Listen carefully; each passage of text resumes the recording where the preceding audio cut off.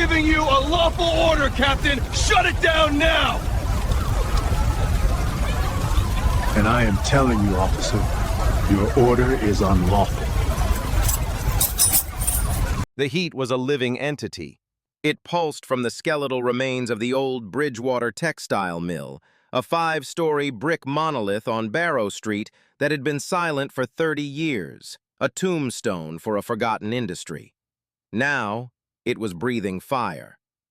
The mid-afternoon March sun was cool and pale, but within 100 feet of the building, the air shimmered and baked, turning the street into the throat of a kiln. Brown-black smoke, thick as tar, boiled into the sky, a churning monument to combustion that was visible from 10 miles away.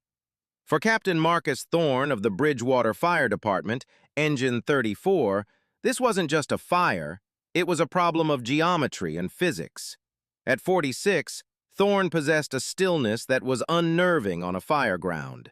Where others saw chaos, he saw vectors of force, fuel loads, and the inexorable logic of thermal dynamics. His face, etched with the fine lines of 1,000 sleepless nights and tense calls, was a mask of focused calm under the brim of his white captain's helmet. He was a big man, built with the dense, functional strength of someone who spent his life carrying heavy things in terrible places. His presence was an anchor for his crew.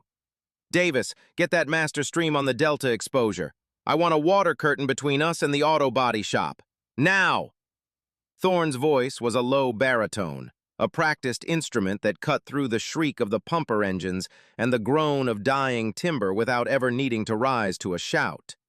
His second-in-command, Lieutenant Davis, a wiry man with 15 years on the job, nodded and relayed the order. The mill was a textbook death trap. Its vast, open floors were littered with the ghosts of its past, rotting wooden looms, barrels of desiccated chemicals, and decades of accumulated dust and debris. The real danger, however, was hidden above. The roof was supported by massive, arched wooden beams known as bowstring trusses. In a fire, these trusses were notorious killers. The bottom cord, under immense tension, could burn through and snap like a guitar string, causing the entire roof structure to collapse inward in a single catastrophic failure. Thorne's primary objective wasn't to save the building, it was already a total loss. His job was to keep the beast caged, to prevent it from consuming the neighboring structures, a working auto body shop to the west and a row of residential duplexes to the north. "Engine 12, lay a 5-inch supply line from the hydrant on Callaway," he commanded into his radio. "I want a secondary water source established 5 minutes ago." Every action was a chess move against a relentless opponent. He was solving a violent, high-stakes puzzle in his head, anticipating the fire's next move, starving it of fuel and opportunity. The initial report had been for smoke showing. By the time Engine 34 had arrived, the fire had full possession of the 3rd and 4th floors and was venting through the roof. It was a ventilation-controlled fire that had finally found all the oxygen it could consume, and it was ravenous. A firefighter, his face streaked with soot, ran up to Thorne. "Cap, the west wall is starting to bulge. The mortar's cracking." Thorne's gaze snapped to the Delta side. He could see it now, a slight, almost imperceptible outward curve in the brickwork. The immense heat inside was expanding the steel elements within the walls, pushing them outward. It was a telltale sign of impending structural collapse. The time for an interior attack, if there ever was one, was long past. This was now a defensive operation. The only priority was firefighter safety and protecting the exposures. "All right, establish collapse zones," Thorne ordered, his voice sharp with urgency. "Yellow tape, 150 feet back from the structure on all sides. Get everybody out of the potential fall radius.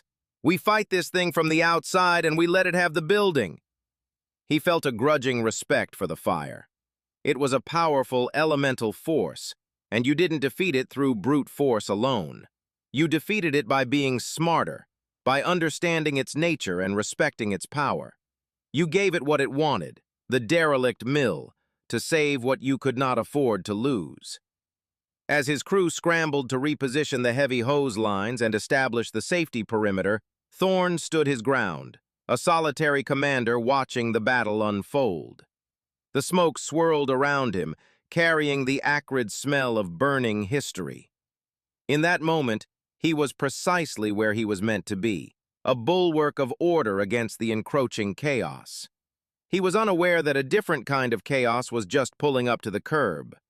Officer Kevin Riggs, badge 714 of the Bridgewater Police Department, stepped out of his patrol car and into the oppressive wave of heat. At 31, Riggs carried himself with a ramrod posture that seemed to be at war with the very concept of relaxation. He had a sharp, angular face, a fresh military-style haircut, and eyes that were constantly scanning, assessing, and judging. He had been a cop for 8 years, but he still had the zealous fire of a rookie, a belief that the world was a collection of nails, and his job was to be the hammer. To Riggs, the fireground wasn't a dynamic emergency, it was a potential crime scene. He saw the world through the rigid lens of the penal code. There were rules, and those who broke them. There were scenes to be secured and evidence to be preserved. The initial dispatch had mentioned the mill was a known haven for vagrants and teenagers. In Riggs's mind, a case was already taking shape. Trespassing, vandalism, and now, felony arson. He wasn't just a patrolman, he was the first investigator on the scene of a major crime. He strode past a line of firefighters, his face set in a mask of grim purpose. He saw their sweat-soaked, soot-stained gear and their focused activity not as heroism, but as a potential contamination of his scene. He saw their heavy hose lines not as tools for saving property, but as instruments that were actively washing away clues. His personnel file was a testament to his worldview. It contained numerous commendations for his high arrest numbers, but it was also peppered with citizen complaints alleging verbal discourtesy and an overly aggressive demeanor. His superiors saw him as a bulldog, effective but prone to creating friction. He had never learned the subtle but crucial difference between having authority and earning respect. He believed the badge conferred both automatically and absolutely. His gaze swept over the chaotic scene until it landed on the man in the white helmet. Captain Thorne stood near the command post, a folding table with a diagram of the building, his posture one of unwavering focus as he directed the ballet of destruction and containment. Riggs saw the captain, but he didn't see a fellow first responder. He saw an obstacle. He walked toward Thorne, his gait stiff and self-important. "I need a word, Captain," Riggs said, his voice loud enough to be heard over the engine pumps. It was not a request. Thorne turned, his concentration momentarily broken. He gave the officer a quick, professional nod. "What have you got, officer?" "I'm securing this scene," Riggs announced, gesturing vaguely at the roaring inferno. "I have reason to believe this fire was intentionally set. This is now an active crime scene." Thorne blinked, the smoke and heat momentarily forgotten. "Okay, officer. My arson investigator has been notified. He's on his way. For now, we need your help with perimeter control. I've got a collapse zone established, and I need to keep the public clear." Thorne turned back to his command post, considering the conversation over. He had a collapsing wall and a 100-year-old building full of trusses about to fail. He didn't have time for procedural discussions. But Riggs didn't move. The dismissal, however unintentional, rankled him. It was a challenge to the authority he held so sacred. "No, you don't understand," Riggs said, stepping closer. "I'm telling you this is a crime scene. I need you to preserve it." "Officer," Thorne said, turning back fully, his patience wearing thin. "My primary responsibility right now is incident stabilization and life safety, my crew's safety. We can talk about your investigation after the fire is out. Now I have work to do." The fundamental disconnect was already a chasm between them. Thorne saw a dynamic, evolving threat that had to be met with immediate, overwhelming force. He was a man of action. His authority derived from the tangible, immediate danger of the flames.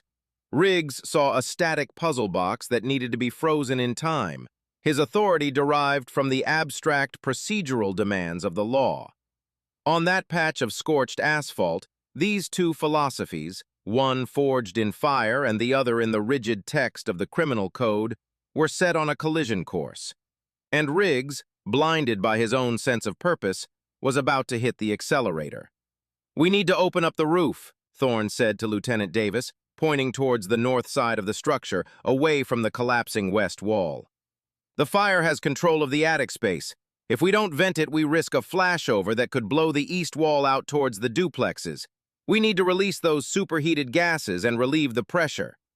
It was a standard, if dangerous, firefighting tactic. Setting a hole in the roof would create a chimney, drawing the heat and flames upward and outward, making it easier and safer to attack the fire from the exterior and preventing a lateral explosion of combustible gases. It was a calculated risk, a necessary move in the violent chess game. "Roof team command," Thorne spoke into his radio. "Prepare for vertical ventilation on the Alpha/Bravo corner. Full safety gear, roof ladders, and saws. Acknowledge." Before the team could respond, Officer Riggs stepped directly into Thorne's path. "Absolutely not," he said, his voice sharp and unyielding. "You are not to cut a hole in that roof." Thorne stared at him, a flicker of disbelief in his eyes. "Officer, I don't think you understand the situation. That roof is a pressure cooker. I have to vent it to protect the exposures and my men. And I have to protect the integrity of the investigation," Riggs shot back, his hand dropping to rest near the grip of his sidearm, a subconscious gesture of authority. "The point of origin could be in that attic. You cut a hole in it, you destroy the burn patterns. You contaminate the scene. My arson investigator needs it intact." Throne felt a surge of cold anger. He was being lectured on fire dynamics by a patrol cop whose only experience with fire was likely a weekend barbecue. "Son," he said, his voice dropping to a low, dangerous calm, a tone his firefighters knew meant he had reached the absolute limit of his patience. "My arson investigator, a man who is an actual expert, can sift through the debris after we put the fire out. Right now, this building is a bomb, and I am trying to disarm it. You are interfering with my legal duty as the incident commander on this fire ground."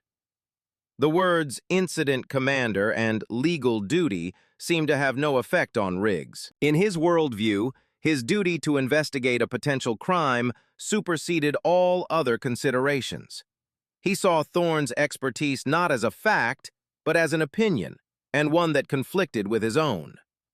"That's where you're wrong, Captain," Riggs said, a smug certainty in his tone. "My duty to secure a felony crime scene supersedes your operation. You are destroying evidence with every gallon of water you pump in there and every hole you cut. I am giving you a lawful order to cease any actions that could compromise the scene." The sheer audacity of the demand was staggering. Thorne took a half-step closer, his 6'2" frame easily shadowing the younger officer. The heat from the fire was immense, but the space between the two men had grown even hotter. "A lawful order?" Thorne repeated, his voice laced with incredulity. "Your order is reckless. It is dangerous. It violates every established protocol for interagency cooperation at an emergency scene. It puts my firefighters and the public at risk. I will not obey an unlawful order. Now, for the last time, step back and let my team do its job." Thorne turned his back on the officer, a clear and final dismissal. He keyed his radio again. "Commander Roof Team, what's your status?" "We're ready, Cap, moving into position." "Hold your position," a new voice cut in. It was Riggs. He had unclipped his own radio and was speaking on a channel he shouldn't have been on. "The police department is ordering this operation to stand down. Do not cut the roof." A stunned silence filled the airwaves. A patrol officer had just attempted to countermand an order from a fire captain on his own fire ground. It was an unthinkable breach of protocol. For Marcus Thorne, it was the final straw. He turned to face Riggs, his face a granite mask of controlled fury. The line had been crossed. This was no longer a disagreement. It was a direct challenge to the fundamental principles of emergency command, and Thorne knew, with a sinking feeling in his gut, that this confrontation was about to escalate into something far worse. The world seemed to contract, focusing on the small patch of asphalt between the two men. The roar of the fire, the thrum of the pumps, the shouts of the firefighters, it all faded into a dull, distant hum. For Marcus Thorne, the situation had become surreal. In his 25 years on the job, he had faced down flashovers, navigated collapsing buildings, and pulled people from mangled wrecks. He had never faced a threat like this, one wearing a badge and fueled by pure, unadulterated ego. "Officer," Thorne said, his voice cold and deliberate, enunciating each word. "You are obstructing a fire department operation. You are endangering lives. I am ordering you to leave the immediate fire ground and return to the perimeter. That is a direct and lawful order." For Officer Riggs, Thorne's defiance was the ultimate insult. It was a rejection of his authority, a public refutation of his power. His face, already flushed from the heat and anger, darkened. The pretense of professional disagreement vanished, replaced by the raw, blunt instrument of enforcement. He saw Thorne's unwavering stance not as the resolve of a commander protecting his crew, but as the insubordination of a criminal. "That's it," Riggs bit out, his right hand moving with practiced, sudden speed. "You're done." He unclipped the handcuffs from his duty belt. The metallic rasp of the chain was shockingly loud, a sound completely alien to the fire ground. It was the sound of a line being irrevocably crossed, a point of no return. Thorne watched the movement, a sense of profound, weary disbelief settling over him. It was actually happening. This officer, blinded by ambition and a catastrophic misreading of the situation, was going to arrest him. In the middle of a 5-alarm fire, while he was in command. "Don't be a fool, son," Thorne said, his voice low and steady, a last-ditch attempt to inject a single drop of sanity into the moment. "Put those away. You have no idea what you're doing." "I know exactly what I'm doing," Riggs snarled, stepping forward with the cuffs held ready.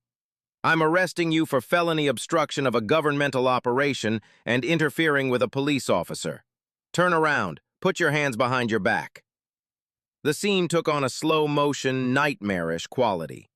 Lieutenant Davis, who had been directing a hose team, saw what was happening and started jogging back towards them, his face a mask of confusion and horror. Several other firefighters from Engine 34 and Engine 12 stopped what they were doing, their heads turning in unison. They stared, slack-jawed, as the police officer advanced on their captain with handcuffs. On the surrounding streets, behind the newly established yellow tape, civilians who had been watching the fire now raised their cell phones. The small red dots of recording lights blinked in the smoky haze. They knew they were witnessing something far stranger and more disturbing than a warehouse fire. Thorne stood his ground. He made no move to comply, nor did he resist. He simply stood there, a bulwark of defiance in his heavy, soot-stained turnout gear. He was an African-American man in a position of command, being confronted by a white officer in a moment of extreme tension. He was acutely aware of the optics, of the dangerous narrative that could be spun. He would not give Riggs the satisfaction of claiming he'd resisted. "I will not turn around," Thorne stated, his voice ringing with the authority that Riggs so desperately craved but could not command. "I am in command of this incident, and I have firefighters and civilians to protect. You are the one interfering with my duties, officer." That was all the justification Riggs needed. He lunged forward, grabbing Thorne's left arm. The thick, unyielding material of the bunker coat made for a clumsy, awkward grip. "I said turn around now!" The physical contact was the final catalyst. Thorne instinctively tensed, but he did not pull away. "Get your hands off of me," he commanded, his voice rumbling with a fury he was barely holding in check. Riggs ignored him. He struggled to wrench Thorne's arms behind his back. It was like trying to wrestle an oak tree. "Stop resisting!" he yelled, the strain evident in his voice, though Thorne was doing nothing of the sort. Finally, with a surge of adrenaline-fueled effort, he managed to get one cuff snapped shut over the bulky sleeve of the turnout gear, not even touching skin. He pulled Thorne off balance, spinning him around, and secured the second cuff. Click! The sound was final. definitive. Captain Marcus Thorne, decorated commander of Engine 34, stood in the middle of Barrow Street, in front of the inferno he was sworn to fight, in front of the men he was sworn to lead, a prisoner. The absurdity of it was a physical weight. He could feel the shocked, confused, and now leaderless eyes of his crew on him. The arrest of a fire captain on an active fire ground is an event so far outside the bounds of protocol that it creates a power vacuum, sucking the order and authority right out of the scene. As Officer Riggs shoved Captain Thorne towards his patrol car, a wave of stunned paralysis washed over the assembled firefighters. Hoses went slack. Men on ladders paused mid-climb. The disciplined, coordinated ballet of firefighting ground to a sudden, jarring halt. Lieutenant Davis was the first to snap out of the collective shock.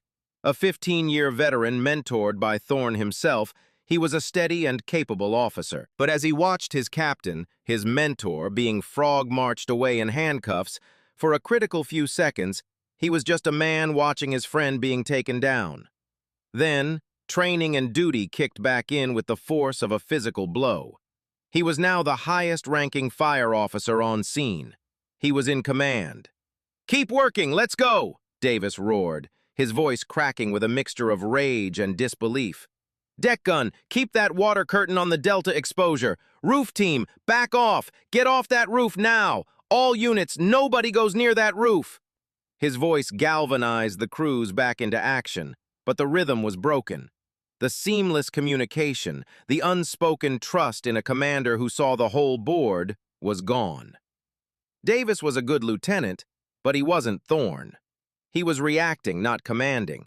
He was trying to manage a three-ring circus while still reeling from the trauma of what he'd just witnessed. The initiative had been lost. The fire, however, felt no such hesitation. It was an opportunistic predator, and it seized the moment of human failure. Freed from the imminent threat of vertical ventilation, the superheated gases and smoke in the attic had nowhere to go. The pressure built to an intolerable level. The beast that Thorne had been trying to pacify was now enraged. With a deafening, percussive boom, a pocket of carbon monoxide at its upper explosive limit ignited. It wasn't a simple collapse, it was a detonation. A massive section of the roof on the Alpha/Bravo corner, the very section the roof team had been preparing to vent, exploded outward and upward. A geyser of flaming debris, timber, tar, and brick was hurled into the sky. "Flash over! East wall is coming down!" someone screamed over the radio. The east wall, unsupported by the now disintegrated roof structure, groaned and then buckled. It didn't collapse inward. It failed outward. A solid curtain of 1,000,000 pounds of brick and mortar peeling away from the building and crashing down onto the street below, right where the command post and staging area had been moments before. Firefighters scrambled for their lives, diving behind engines as a tidal wave of red-hot brick obliterated the area. But the worst was yet to come. The explosion had turned the fire into a monstrous Roman candle. Flaming brands, some as large as railroad ties, were carried high on the thermal column and rained down on the neighborhood. One landed on the flat, tarred roof of the auto body shop next door, the very building Thorne's first order had been to protect. Within seconds, the tar began to smolder, then bubble. A new independent column of black smoke began to rise. "We've got an exposure fire! Roof of the auto shop is lit up!" Davis yelled, his head whipping around as he tried to process the rapidly deteriorating situation. "Engine 12, pull a secondary line! Get water on that roof! Now!" The scene had devolved from a controlled, if dangerous, defensive operation into a frantic, multi-front battle for the entire block. They were now fighting two major structure fires, with resources allocated for one. Davis was shouting orders, but he was plugging holes in a dam that was bursting in a dozen places at once.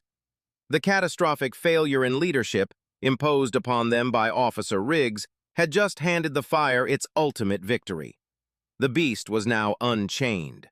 The back of a police cruiser is a sterile, cramped, and profoundly dehumanizing space. For Marcus Thorne, it was a cage. Cuffed behind his back, the thick material of his turnout gear bunched up uncomfortably, he was wedged against the hard plastic seat.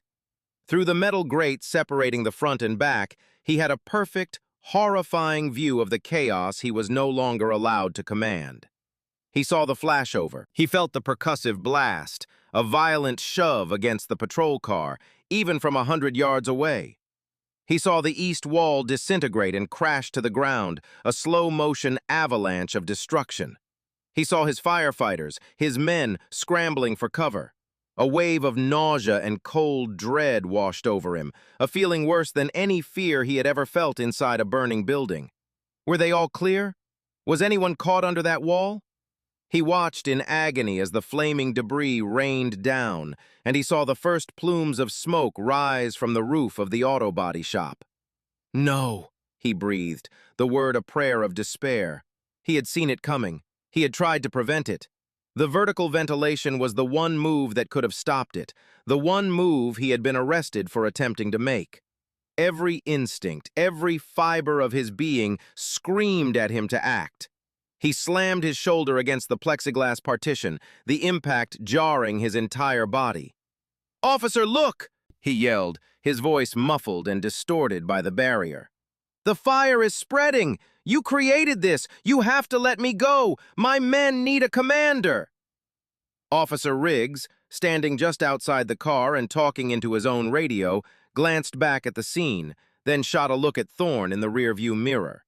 He saw the new fire, but his mind had already constructed a narrative that absolved him of all responsibility. This wasn't his fault. This was the consequence of Thorne's insubordination. If the captain had just complied, the scene would have been secured and none of this would have happened. His arrogance had caused this. "Requesting a supervisor to my location," Riggs said into his radio, his voice tight and strained but betraying no hint of doubt. "And notify the arson unit. The scene is active and expanding." It was a masterful criminal understatement. The fireground was no longer a structured operation. It was a desperate scramble. The carefully established collapse zones were now irrelevant, obliterated by the wall's failure. The water supply, already stretched, was now being split between the primary fire and the new exposure fire, gutting the pressure and effectiveness of both lines. Firefighters were shouting to be heard over the renewed roar of the flames, their disciplined communication replaced by frantic, overlapping calls for help. Thorne watched as a mutual aid engine company from a neighboring district arrived, its siren wailing. The captain, a man Thorne had known for years, jumped from the cab, his face a picture of confusion. He would have expected to report directly to Thorne, to receive a calm, concise briefing. Instead, he was met with a fractured command structure and a fire that was threatening to become a full-blown conflagration. From his cage, Thorne could diagnose every problem. He could see every tactical adjustment that needed to be made. He saw that the deck gun stream was now angled too high, wasting thousands of gallons of water on empty sky as the fire's center of gravity shifted. He saw the secondary line being stretched to the auto body shop was too small in diameter to deliver the necessary gallons per minute. He saw his team, his men, working their hearts out, but losing the battle, their efforts crippled by the catastrophic leadership vacuum that had been violently imposed upon them. A firefighter's worst nightmare is losing control of a scene. Thorne was living it, forced to be a spectator at his own disaster. An unwilling passenger in a car driven by a fool. He wasn't just under arrest. He was in a commander's hell, watching his soldiers fight a losing war, completely powerless to help them. He leaned his head back against the hard plastic seat, the sounds of the battle raging outside, and for the first time in his career, he felt utterly and completely defeated. The 10-minute drive from the chaos of Barrow Street to the sterile, climate-controlled quiet of the Bridgewater Police Department headquarters was a journey between worlds. The patrol car was a cocoon of tense silence, broken only by the crackle of the police radio, which was now alive with frantic calls about the escalating fire. Officer Riggs drove with jerky, aggressive movements, his knuckles white on the steering wheel, refusing to make eye contact in the rearview mirror. He was locked in his own reality, one where he was the hero who had decisively stopped a rogue public servant from compromising an investigation. For Marcus Thorne, the adrenaline of the fire was being replaced by a slow, burning rage, colder and more dangerous than any flame. He forced himself to breathe, the slow, deliberate in and out he taught his probies for when their low air alarms went off in a blacked-out room. Panic was useless. Anger was a luxury. He needed to think. He replayed the confrontation, the words, the orders given and refused. He had not been unprofessional. He had not been unclear. He had stated his duty, his legal authority as incident commander, and the immediate life safety risks. Riggs's actions weren't a misunderstanding. They were a willful, dangerous, and criminal overreach of authority. When they pulled into the station's sally port, the echoing clang of the steel door was the sound of a prison cell. Riggs led him inside. The moment they entered the main bullpen, every conversation stopped. Heads lifted from desks. The sight was incongruous, almost unbelievable. A police officer escorting a fire captain, a man they all knew, in full, soot-stained turnout gear, his hands cuffed behind his back. The relationship between the Bridgewater Fire and police departments was built on a foundation of mutual respect, a friendly rivalry that vanished in the face of true emergencies. This was a violation of that sacred, unspoken pact. Desk Sergeant Fitzpatrick, a stout, gray-haired veteran with 30 years on the job, looked up over his reading glasses, his pen freezing mid-sentence. He'd seen it all, or so he thought. "Riggs, what in God's name is this?" His voice was a low rumble of disbelief. "Arrested him for felony obstruction, Sarge," Riggs announced, a little too loudly, a tremor of defensive pride in his voice. He nudged Thorne toward the booking desk. "Refused a lawful order at a fire scene. Interfered with my investigation." Fitzpatrick slowly took off his glasses and rubbed the bridge of his nose. He'd worked dozens of calls with Marcus Thorne, horrific car wrecks, medical emergencies, gas leaks. He knew Thorne as a consummate professional, a man whose calm demeanor had de-escalated countless volatile situations. He was the last person on Earth you'd expect to see in handcuffs. Fitzpatrick looked from Riggs's rigid, self-righteous expression to Thorne's weary, soot-covered face. "You arrested the fire captain while he was fighting a fire?" Fitzpatrick asked, his tone making it clear he was struggling to process the very concept. "He was destroying my crime scene," Riggs insisted. The booking process began, a theater of the absurd. A young patrolman, looking deeply uncomfortable, had to help Thorne out of his heavy turnout coat because of the handcuffs. Then came the inventory of his possessions, laid out on the counter. A thermal imaging camera. Thorne just stared at him, his silence more eloquent than any answer. Fitzpatrick picked up the arrest report Riggs was filling out, his brow furrowing deeper with every line. "Your report says you ordered him to cease all fire suppression activities. All of them." "That's correct, Sarge. To preserve the integrity of the scene." Fitzpatrick put the report down and looked at Riggs as if he were a strange and dangerous new species. "Son, are you aware that Municipal Code 14-2B, and in fact state law, explicitly grants the ranking fire officer sole command authority over all operations within the immediate fire ground? That includes the authority to deny access to anyone, including law enforcement, if their presence interferes with fire suppression or poses a safety risk." Riggs's confidence wavered for the first time. "He was obstructing my investigation." "What you call an investigation, he calls a 5-alarm fire," Fitzpatrick countered, his voice flat. He turned to Thorne. "Captain, you need medical attention? Are you injured?" "I'm fine, Fitz," Thorne said, his voice raspy from the smoke. "But the city of Bridgewater is about to be in a world of hurt." The words hung in the sterile air of the police station. It wasn't a threat, it was a prophecy. In the modern world of emergency services, information travels faster than fire.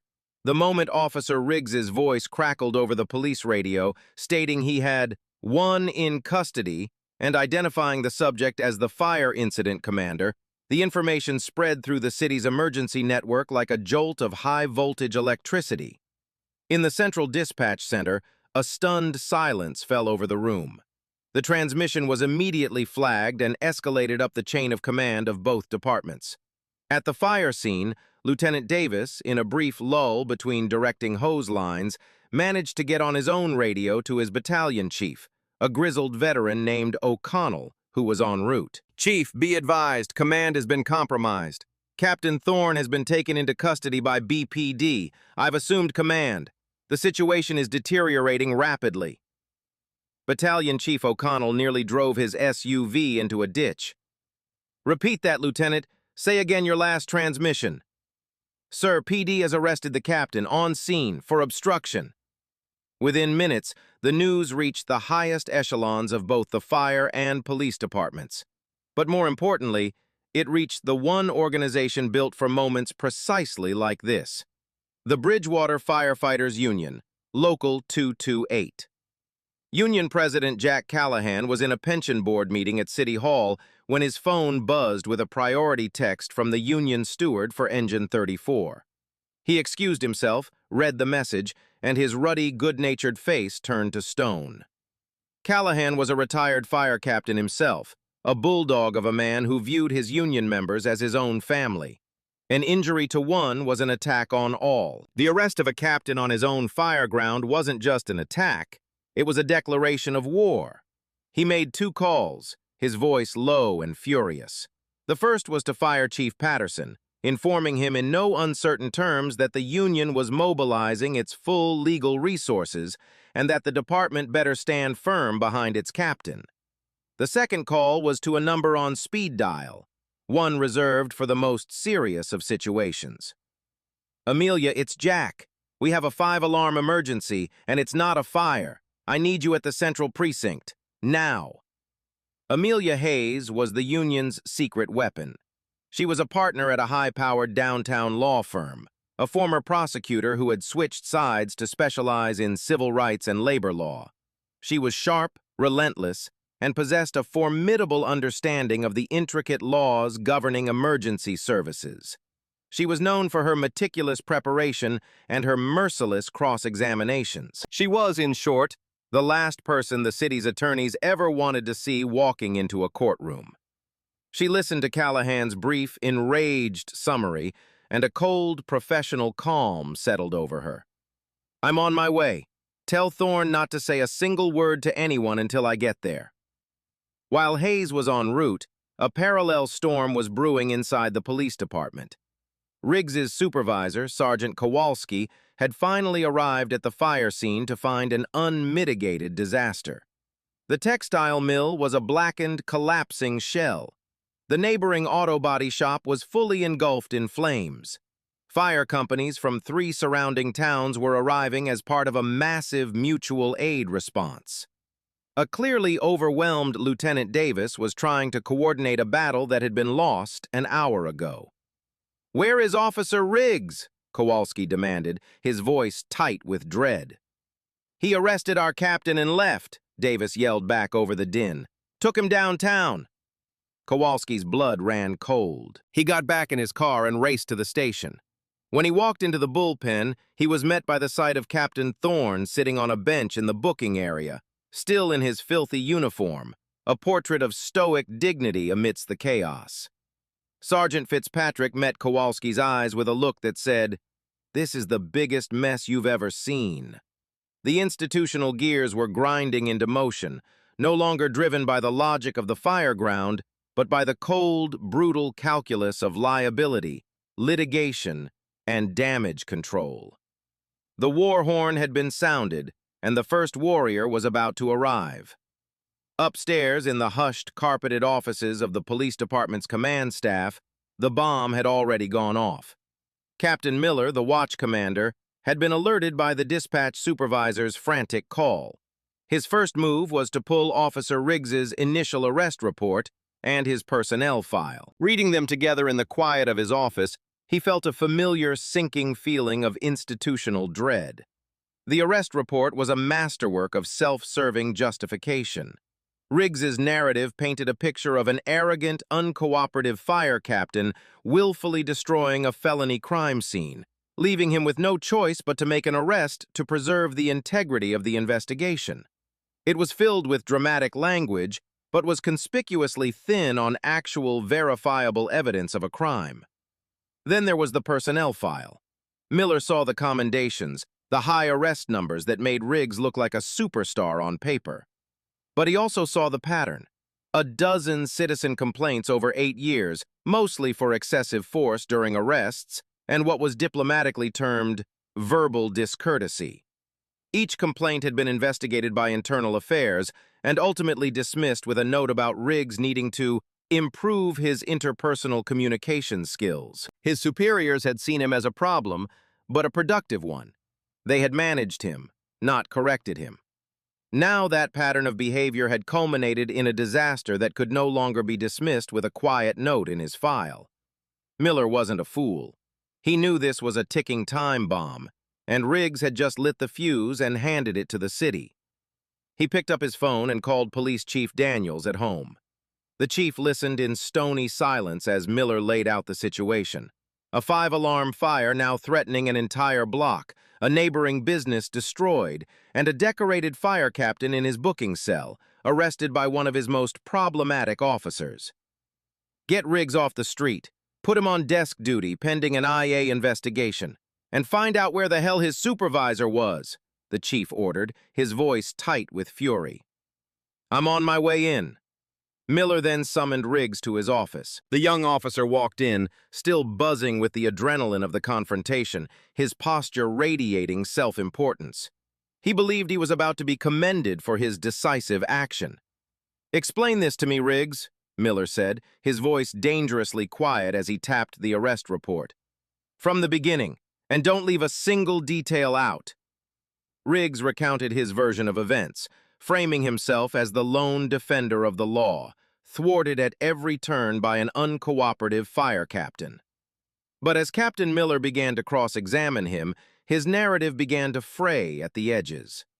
So you, a patrol officer with no formal arson investigation training, made a determination of felony arson based on what? The word of one unidentified person? Miller asked, his voice dripping with skepticism. The circumstances were highly suspicious, sir, and based on this suspicion, Miller continued, leaning forward, you decided it was appropriate to order the incident commander, a man with 25 years of experience, to abandon fire suppression efforts on a structure that was, by your own admission, actively burning and on the verge of collapse. He was destroying evidence, Captain. I had to intervene. Did you at any point attempt to contact an actual BPD arson investigator before taking this action? There wasn't time, Riggs stammered, his confidence beginning to crack. You had time to argue with the captain. You had time to place him under arrest. You had time to transport him here. You didn't have time to make one phone call to an expert. The office door opened. It was Sergeant Fitzpatrick. Captain, you have a visitor. An attorney named Amelia Hayes is here for Captain Thorne. She's from the Firefighters Union. She says if he's not released in the next 10 minutes, her first call will be to a federal judge to file an emergency writ. Captain Miller closed his eyes. The bomb had just exploded. He looked at Riggs, whose cocksure facade had finally crumbled, revealing the confused, out-of-his-depth young officer beneath. This wasn't a hero cop. This was a massive, city-bankrupting liability. Get out, Riggs, Miller said, his voice a low growl. Go to the briefing room and wait. Don't talk to anyone. Don't touch a radio. Your career as you know it is over. The battle for the fireground had been lost hours ago. The battle to save the department from itself had just begun. Amelia Hayes moved through the Bridgewater police station with the focused, unhurried confidence of a predator.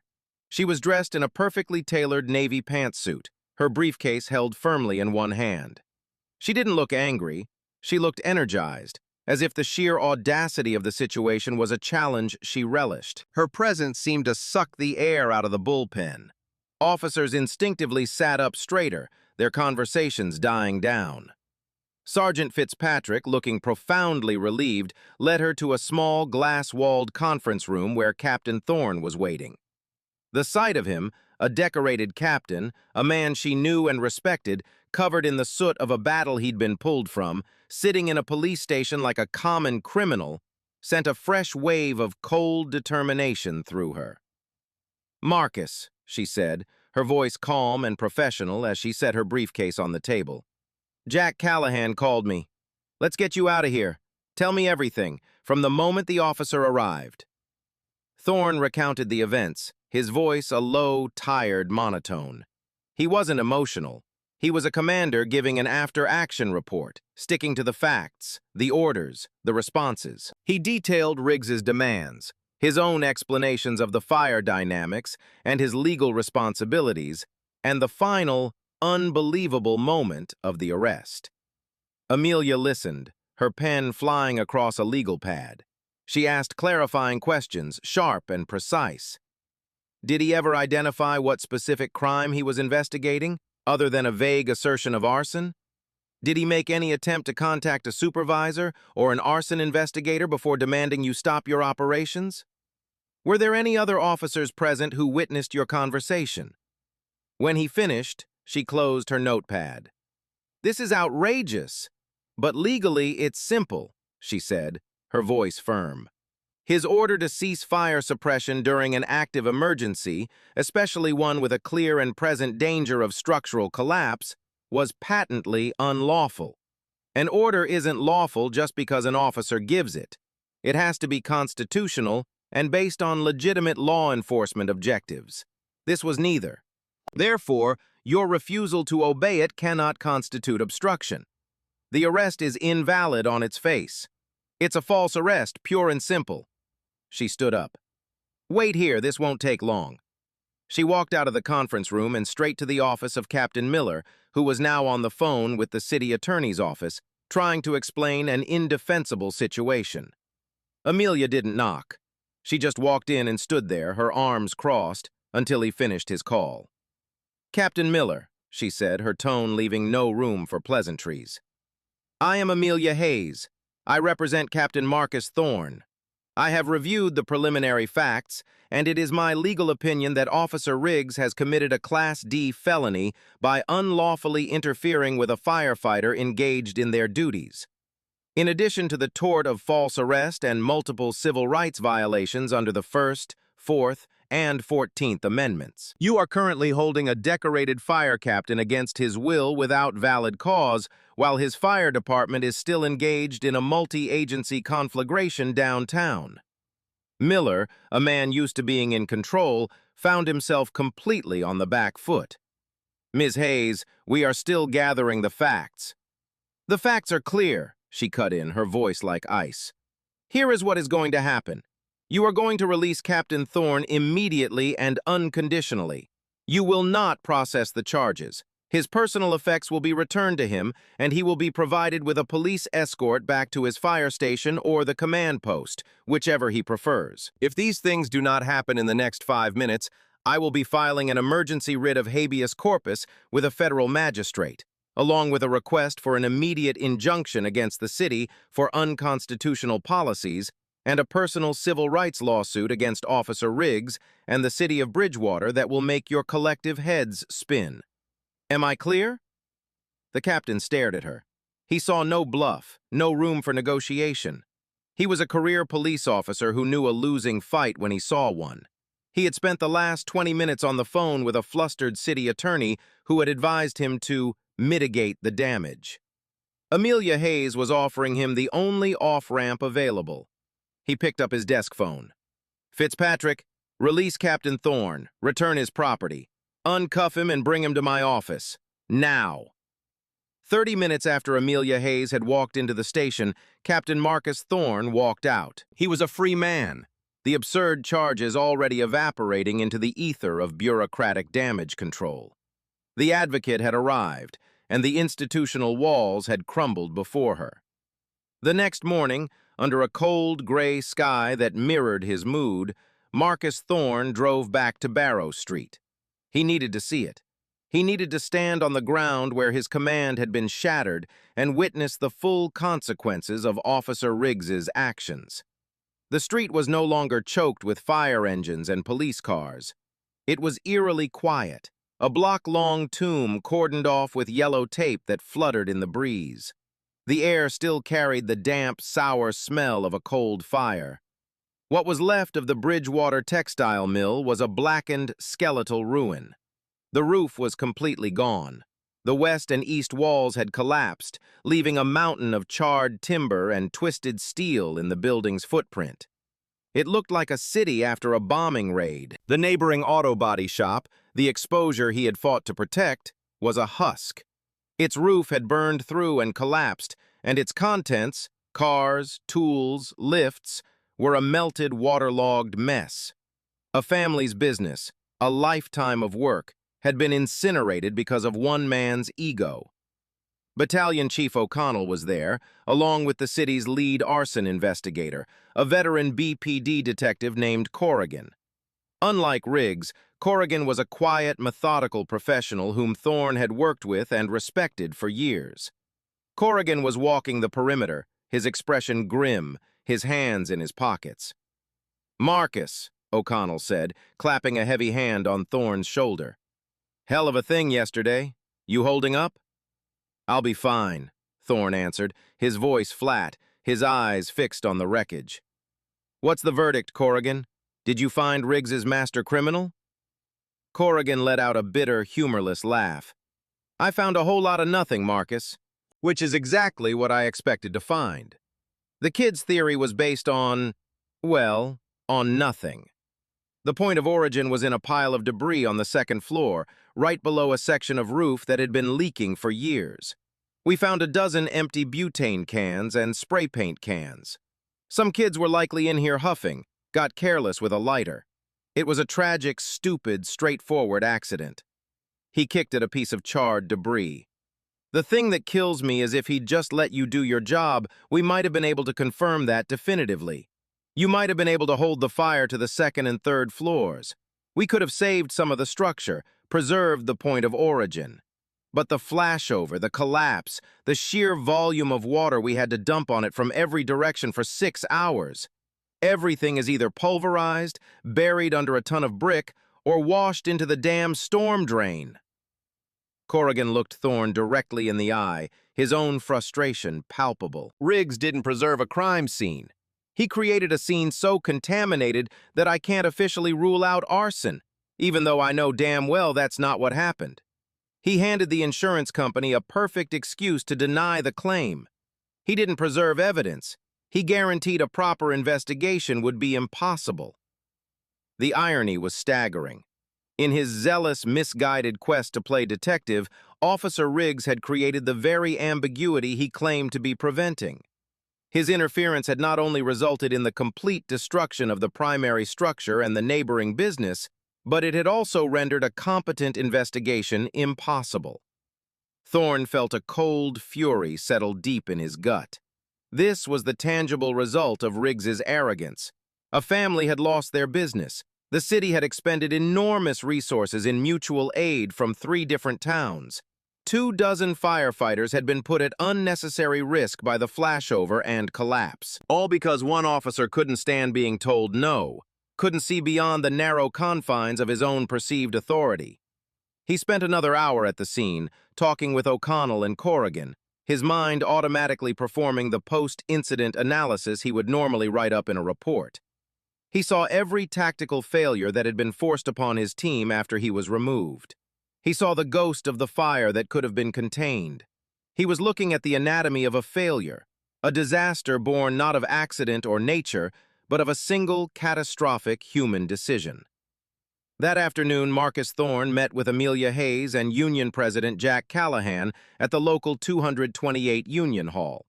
The hall was a modest brick building, its walls covered with faded photographs of past Union members, of old fire engines, of battles fought and won both in fires and at the negotiation table. It was a place of solidarity, and today, Thorne needed it. He laid out what he had seen at the scene, what Detective Corrigan had confirmed. The picture was now complete. A preventable accident had been turned into a neighborhood catastrophe by the unlawful actions of a single police officer. Amelia listened, her legal mind processing the narrative, categorizing the facts into causes of action. "It's a perfect storm," she said, pacing the room, her energy filling the quiet space. "We have a crystal-clear violation of your Fourth Amendment rights against unlawful seizure. That's the false arrest. We have a First Amendment violation, as he retaliated against you for exercising your right to speak and question his authority on a matter of public safety. And we have a 14th Amendment substantive due process claim, because his actions were so arbitrary and conscience-shocking that they deprived you of your liberty without any rational basis." She paused, looking directly at Thorne. "But the core of this suit, the part that will make a jury's blood boil, is the deliberate indifference. He showed a deliberate indifference to your safety, to your crew's safety, and to the safety of the public by actively interfering with a critical emergency operation for his own ego-driven reasons. That's the heart of it. His actions weren't just a mistake. They were a conscious disregard for a substantial risk of serious harm." Jack Callahan, sitting at the head of a long table, slammed his hand down, making the coffee mugs jump. "The city needs to feel this," he growled. "Not just in their checkbook, but in their policies. We need to make sure no cop ever thinks they can pull a stunt like this again. We need to burn their current protocols to the ground and build something new from the ashes." "So we're doing this?" Thorne asked, though he already knew the answer.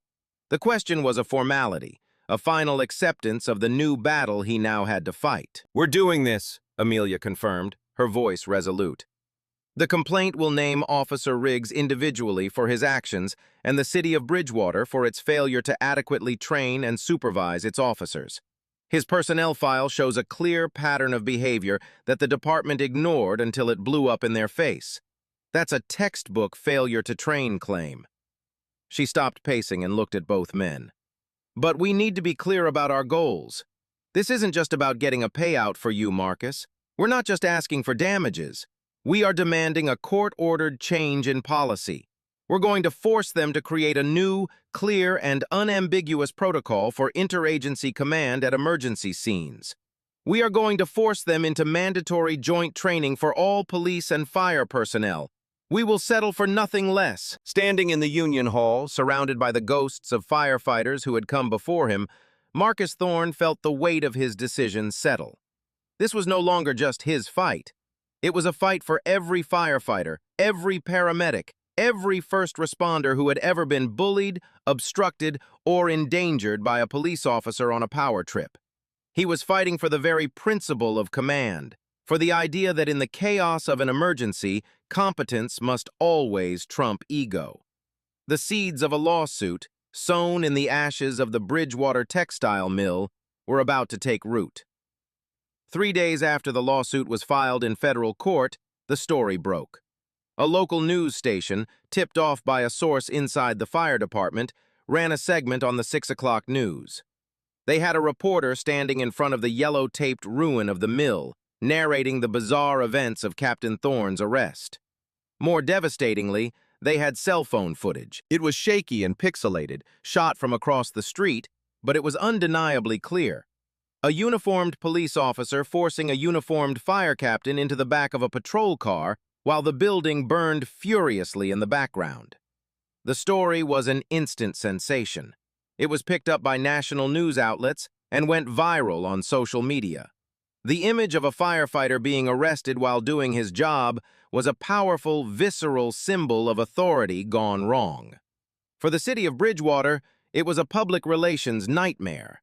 The mayor's office was flooded with angry calls. The city manager was in emergency meetings with the police and fire chiefs, who were now barely on speaking terms. The city's legal department, a risk-averse entity by nature, knew they were in an untenable position. Their first move was a classic gambit of damage control. Try to make it go away quickly and quietly. Less than a week after the suit was filed, Amelia Hayes received a call from Richard Sterling, the lead counsel for the city. Sterling was a polished, veteran litigator who specialized in making problems like this disappear. "Amelia, a pleasure as always," he began, his voice smooth and conciliatory. "I've reviewed the complaint regarding the incident with Captain Thorne. It's an unfortunate situation. A clear case of two dedicated public servants having a professional disagreement under extremely stressful circumstances." Amelia wasn't biting. "A professional disagreement, Richard? One of those public servants ended up in handcuffs for doing his job, while the other one's incompetence led to the destruction of a business and put dozens of lives at risk. I'd call that something a little more serious." Of course, Sterling said, his tone unctuous. "Look, the city values its relationship with its first responders. We want to make this right. To avoid the time and expense of protracted litigation for everyone involved, the city is prepared to offer Captain Thorne a settlement. Let's say $75,000 for his trouble. We'll also issue a formal apology from the police department." Amelia was silent for a moment, letting the sheer insult of the offer hang in the air. $75,000. It was nuisance value, a go-away number. It was the kind of offer you make when you think the other side is just looking for a quick payday, when you fail to grasp the magnitude of the principles at stake. "Richard," she said, her voice dangerously calm, "let me be crystal clear. We are not interested in trouble money. We are not interested in a token apology that will be forgotten by the next news cycle. We are interested in justice and systemic change. That offer is not only insulting to Captain Thorne, it's insulting to every firefighter in this country. The answer is no." "Amelia, be reasonable." "I am being reasonable," she interrupted, her voice hardening. "You have an officer who committed a false arrest. You have a department whose training protocols are clearly and demonstrably inadequate. You have a viral video of the event. And you have a fire captain with an impeccable record and the full backing of his national union. You think $75,000 covers that? We are proceeding to discovery. We are going to get every email, every training manual, and every single complaint file related to Officer Riggs. And we are going to depose him under oath for as long as the law allows. This conversation is over." When Amelia relayed the city's offer to Thorne and Callahan, the reaction was exactly as she expected.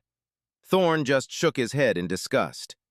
Callahan laughed out loud, a harsh, barking sound. "75 grand?" he scoffed. "That wouldn't even cover the deductible on the auto shop's insurance. They think we're idiots." "No," Amelia corrected. "They think we can be bought off cheaply. They're testing us. They want to see if this is about money or about principle." Thorne leaned forward, his expression resolute. "I didn't go through that humiliation to walk away with pocket change. This is about making sure this never happens again. I don't care if it takes 5 years. I want the policy changed. I want cops to be trained that a fireground commander's word is law. Period." The city's gambit had failed spectacularly. Instead of ending the fight, their insulting offer had poured fuel on the fire. It had erased any possibility of a quick resolution and solidified the resolve of Thorne and his team. They weren't just fighting for a check. They were fighting for a cause. The discovery phase of a lawsuit is a slow, methodical war of attrition, fought not with hoses and ladders, but with subpoenas and motions to compel. For 4 months, Amelia Hayes's office relentlessly pursued every piece of information related to the incident. They filed requests for dispatch logs, police and fire radio recordings, training manuals, and the entirety of Officer Riggs's internal affairs records. The city's attorneys fought back at every turn, filing motions to quash and claiming various legal privileges. But Amelia, backed by the deep pockets and unwavering resolve of the firefighters' union, pushed through every obstruction, winning hearing after hearing in front of a federal magistrate who was growing increasingly impatient with the city's stonewalling. The documents they received, piece by piece, painted a damning picture. The police department's own policies on interagency cooperation at emergency scenes were vague and contradictory. Officer Riggs's training records showed he had scored the minimum passing grade on the section covering the National Incident Command System, ICS. His personnel file, once unsealed by court order, confirmed the dozen prior citizen complaints for aggressive conduct, a clear pattern of behavior the department had failed to correct. But the real bombshell, the piece of evidence that would transform the case from a contentious legal battle into an open and shut case of misconduct, was the body camera footage.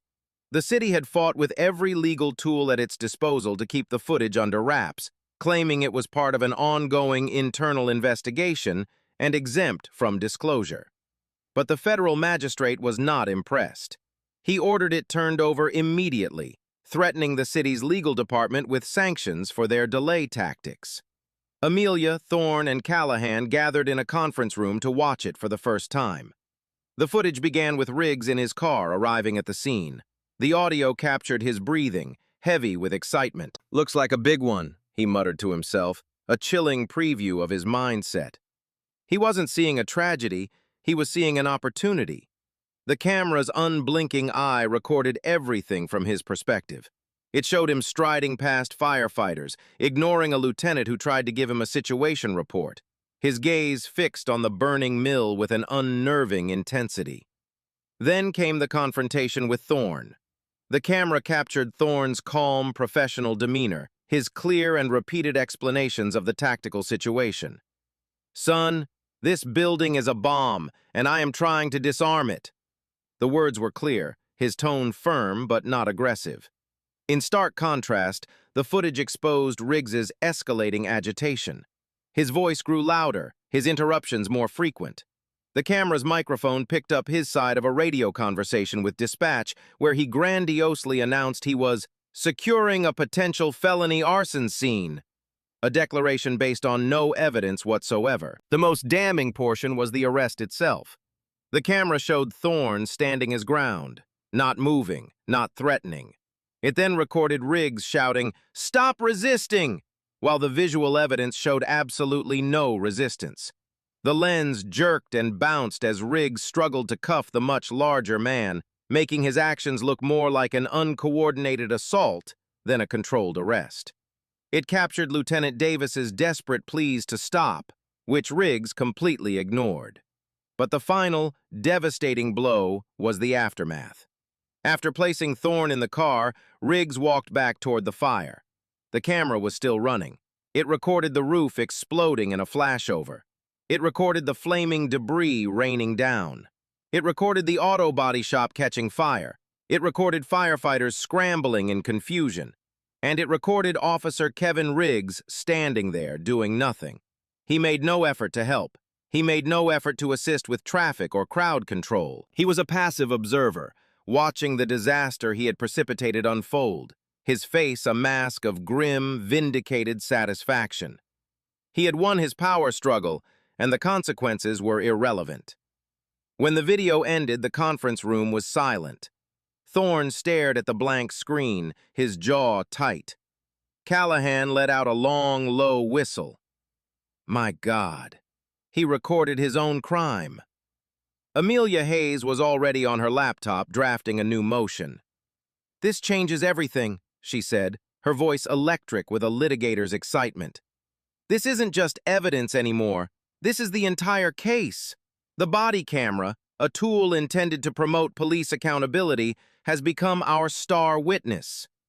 She filed a copy of the footage with the court and sent another to Richard Sterling at the city's legal department with a simple 3-word email. "Your move, Richard." The digital ghost in the machine had spoken, and its testimony was irrefutable. The deposition of Officer Dale Riggs took place in a sterile, beige conference room at a neutral law firm. It was a formal legal proceeding, conducted under oath, with a court reporter transcribing every word. Riggs arrived flanked by Richard Sterling and a nervous-looking police union attorney. He wore his dress uniform, an attempt to project an image of professionalism and authority. He looked confident, almost cocky, but a muscle twitching in his jaw betrayed his nerves. Marcus Thorne was there, sitting silently beside Amelia Hayes. His presence was a strategic choice. Amelia wanted Riggs to have to look at the man whose life he had upended while he answered her questions. For the first hour, Amelia was disarmingly calm. She walked Riggs through his background, his training, his years on the force. It was a standard, almost boring procedure designed to lull him into a false sense of security. Then she pivoted to the day of the fire. Officer Riggs, when you arrived on scene, what was your primary duty as the first responding police officer? She asked. To secure the scene, maintain a perimeter, and investigate any potential criminal activity, he answered, the words sounding rehearsed. And what did you observe upon arrival? I observed a structure fire, a fire department on scene, and what I believe to be suspicious circumstances. Let's talk about those suspicious circumstances, Amelia said, leaning forward slightly. Your report mentions an unidentified person told you people frequented the building. Did you get a name? A description? No, it was a chaotic scene. So, based on unverified information from a person you cannot name, you made the leap to felony arson. The union attorney objected. Objection mischaracterizes his testimony. I'll rephrase, Amelia said smoothly. Did you have any other evidence, any physical evidence at all, to support your theory of arson at that moment? The fire itself was suspicious, how quickly it spread. Officer Riggs, are you a certified arson investigator? No. Have you had more than the basic academy training in fire dynamics and burn patterns? I've attended some departmental briefings. So you have no expert qualifications in this area, yet you felt your assessment of the fire superseded that of a 25-year veteran fire captain who is an expert in that field. Is that correct? Riggs's confident demeanor began to fray. He wasn't listening to me. He was being dismissive. Amelia's eyes narrowed. This wasn't about evidence, was it, officer? It was about Captain Thorne not showing you what you felt was the proper respect. He was insubordinate, Riggs snapped, raising his voice. Richard Sterling put a calming hand on his arm. Amelia let the outburst hang in the air for a moment before continuing. You ordered him to cease all fire suppression activities, correct? Yes, to preserve the scene. Were you aware that the building was, at that moment, in danger of imminent collapse due to its bowstring truss construction? I'm not a structural engineer. No, but Captain Thorne is a trained incident commander who is qualified to make that assessment. And he told you the structure was failing, did he not? Riggs shifted in his seat. He might have said something to that effect. And you chose to ignore him. It wasn't a question, it was a statement. Amelia stood up and walked to a large monitor at the end of the room. Let's review a piece of evidence, shall we? She played the body camera footage.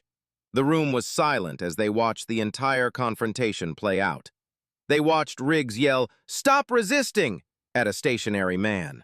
They watched him ignore the roof explode and the fire spread to the neighboring auto body shop. When it was over, Amelia turned back to Riggs. His face was pale, his uniform seeming to hang loosely on him now.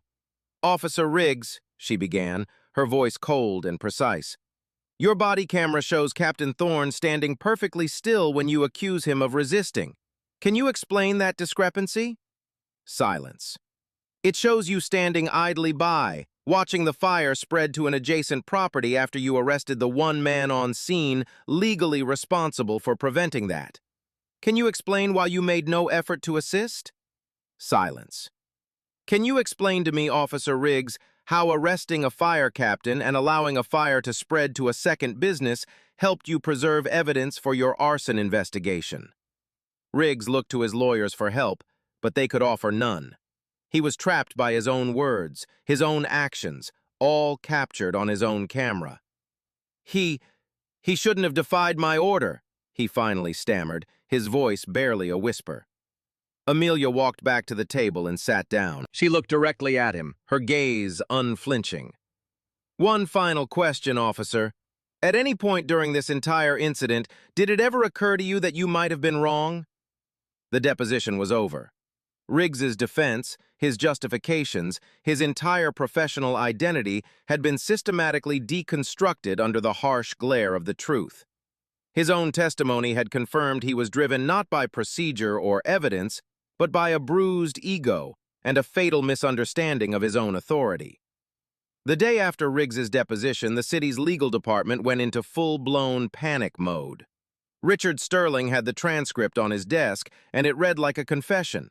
Thorne's legal team filed a motion for summary judgment, arguing that the deposition and the body cam footage were so conclusive that no trial was necessary. The judge, while not granting the motion outright, issued a scathing order indicating that the city's case appeared extraordinarily weak and urged both parties to enter mediation immediately to avoid a potentially catastrophic jury verdict.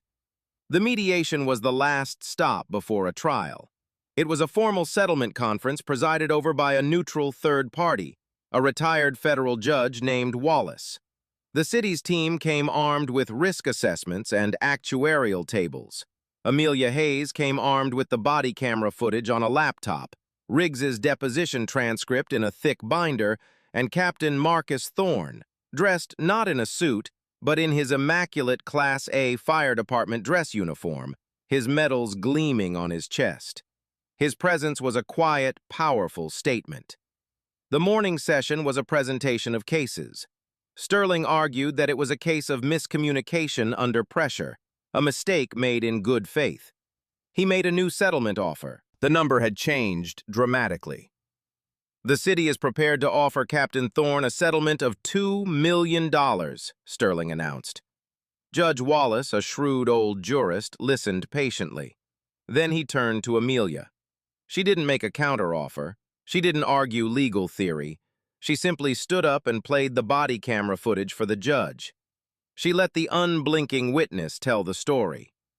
When the footage was over, she placed the thick binder of Riggs's deposition on the table with a heavy thud. Judge Wallace called for a break. When they reconvened, he looked at Richard Sterling and the city's team. "Gentlemen," he said, his voice quiet but carrying the weight of the federal bench, "I'm going to be blunt. You don't have a case. You have a catastrophe. I have seen the video. I have read the deposition. If you let this go to a jury, they will not see a miscommunication. They will see a hero being arrested by a bully. They will see a man who runs into burning buildings being handcuffed by a man who, through his own arrogance, created a bigger one." He leaned forward. "Your liability here is not in the low 7 figures. It is well into the 8 figures. You need to settle this. Today." The negotiations went on for the rest of the afternoon. The city's number crept up. 5 million, 10, 15. Amelia and Marcus never made a counteroffer. They had one condition that was non-negotiable and had nothing to do with money. "We want a mandatory, top-to-bottom overhaul of the police department's training and policies regarding interaction with other first responders," Amelia stated. "We want it drafted by a joint committee of fire and police command staff, and we want it court-enforced. Without that, there is no deal." Finally, as the sun began to set, the city capitulated completely. The final settlement was historic. The city of Bridgewater agreed to pay Captain Marcus Thorne $24.5 million. It was a number designed not just to compensate, but to send a shockwave through every municipality in the country. But for Thorne, the most important part was the second page of the agreement. The city formally agreed to the creation of new, binding protocols and mandatory joint training. The price of principle had been high, but the victory was absolute. The settlement was the end of the legal battle, but the institutional reckoning was just beginning. Officer Dale Riggs was unceremoniously fired following a scathing internal affairs report. The court-ordered joint committee, which Thorne was asked to be a part of, painstakingly hammered out new protocols. The language was clear. The fire department's incident commander had supreme authority over all tactical operations. The new mandatory joint training program, built around scenario-based exercises, began to slowly break down the decades of cultural tribalism. The body camera footage of Thorne's arrest became a required training tool, a stark, unforgettable lesson in the catastrophic consequences of ego. The story of Marcus Thorne and Dale Riggs is a stark reminder that conflict often arises not from malice, but from a profound failure of perspective. What drove Officer Riggs was a dangerous cocktail of ambition, insecurity, and a cognitive bias known as professional tunnel vision. In his world, the most important thing was the criminal case he was building in his mind. He was so focused on the end, a potential arson conviction, that he became blind to the immediate, life-threatening means of the fire itself. His badge, which should have been a symbol of public trust, became a shield for his ego. He couldn't fathom a world where his authority wasn't absolute. What if Captain Thorne, fearing for his career or simply seeking to avoid conflict, had complied? What if he had ordered his men to stand down?